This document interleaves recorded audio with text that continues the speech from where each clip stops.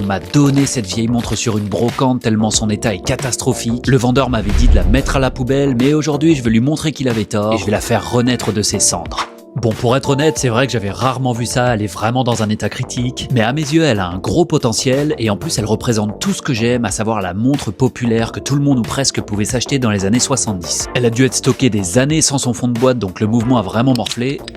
Et même si elle fonctionne pas, l'axe de balancier est pas pété. En tout cas, il y a de la vie là-dedans, l'aiguille des secondes se balade dans le boîtier, donc il est grand temps de la restaurer. Dans l'idée, je voulais retaper le bracelet d'origine, mais je crois que ça va pas être possible. Il était complètement flingué, donc ça servait à rien, j'avance. La tige de remontoir était pétée, et puis je pense qu'un peu d'eau était passée par là, et en enlevant le boîtier, j'ai vu que le cadran était vraiment flingué, mais tu vas voir, je vais m'en occuper un peu plus tard. Allez, je retire les aiguilles pour accéder au calibre France Ébauche 233-6. Il est pas très beau, mais par contre c'est un vrai tracteur, et en plus j'ai plein de pièces de rechange, tu verras que ça va me servir. Au vu de l'état global du truc, je fais déjà un premier gros décrassage avec de l'essence avant de l'envoyer à la douche. Le boîtier il a vraiment morflé, c'est une jungle le truc, donc c'est pareil, faut que j'enlève le surplus de marchandises. Là je suis obligé de gratter comme un bourrin, mais de toute manière le plaquage or est pas mal abîmé. Dans l'idée je devrais le replaquer, mais j'ai pas encore le matos parce que ça vaut un petit billet. Au vu de la forme, le verre est unique à la montre, donc évidemment, faut pas du tout faire ce que je viens de faire. Alors pour me rattraper, je vais le bichonner jusqu'à ce qu'il brille de mille feux. Après un bon passage à l'ultrason et pas mal d'huile de coude, je suis plutôt satisfait du résultat. Et là, je m'aperçois que je t'ai même pas parlé de la marque de cette petite montre. Et tu vas voir qu'elle a un nom marrant parce que c'est une Keyplay. Ça a été fondé en 53 dans le Jura et leur slogan c'était Keyplay, la montre Keyplay. Ils étaient pas allés chercher bien loin. Grâce aux pièces de rechange dont je t'ai parlé, je lui ai trouvé une nouvelle tige de remontoir parce que l'ancienne elle faisait vraiment la gueule.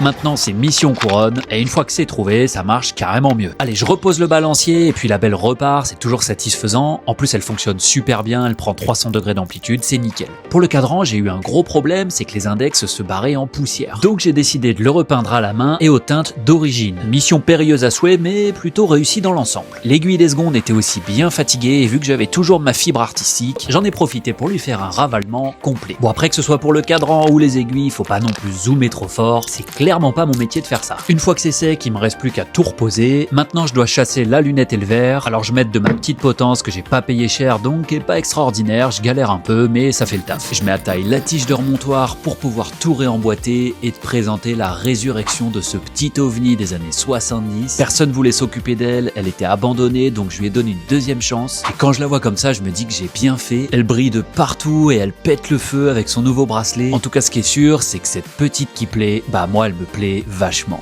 Allez, comme d'habitude, si t'as aimé la vidéo, n'hésite pas à mettre un petit like et moi je te dis à dimanche prochain.